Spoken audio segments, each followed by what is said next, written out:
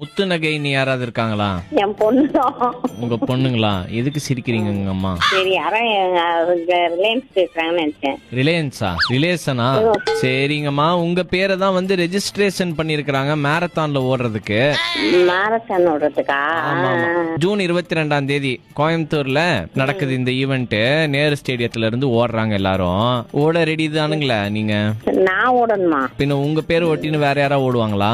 சரிங்கம்மா, இந்த மேரத்தானோட பர்பஸ் இருக்குது இல்லைங்களா, அது வந்து நல்ல காசுக்காக நடக்குதுங்கம்மா. எவ்வளவு காசு? ஒரே நிமிஷங்கம்மா. நல்ல நோக்கத்துக்காக நடக்குதுங்க. இந்த 40 வயசு மேல எல்லாம் இருக்கவங்க எல்லாம் இருக்காங்களா, அவங்க எல்லாம் அவங்க உடம்ப பாத்துக்கவே மாட்டாங்க. பிளாஸ்டிக் எல்லாம் நிறைய யூஸ் பண்றாங்க. நீங்களே வந்து பிளாஸ்டிக் தான் நிறைய யூஸ் பண்றீங்க இல்லையா?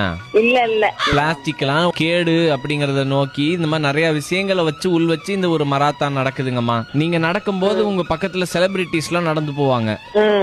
செலிபிரிட்டிஸ்னா யாரு? கூட வரவங்க. அங்க வந்து டான்ஸ் எல்லாம் ஆடலாம். டான்ஸ் ஆட மாட்டேங்க. உங்க பொண்ணு ரெஜிஸ்டர் பண்ணிருக்காங்க நீங்க வந்து கன்னிமா பாட்டுக்கு ஆடுவீங்கன்ட்டு. கன்னிமா பாட்டுக்கு ஆடுவேன்னு சொன்னாங்களா? ஆமா ஆமா ஆமா. வாயில கச்சிப் எதுவும் வச்சு அடைச்சுக்கிறாங்களா?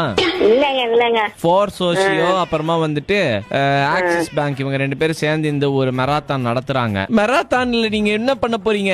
அதான் வாக்கிங் போறேங்க. பத்ரி படம் பாத்திருக்கீங்களா? அதுல அப்படின்னு ஒரு பாட்டு இருக்குது.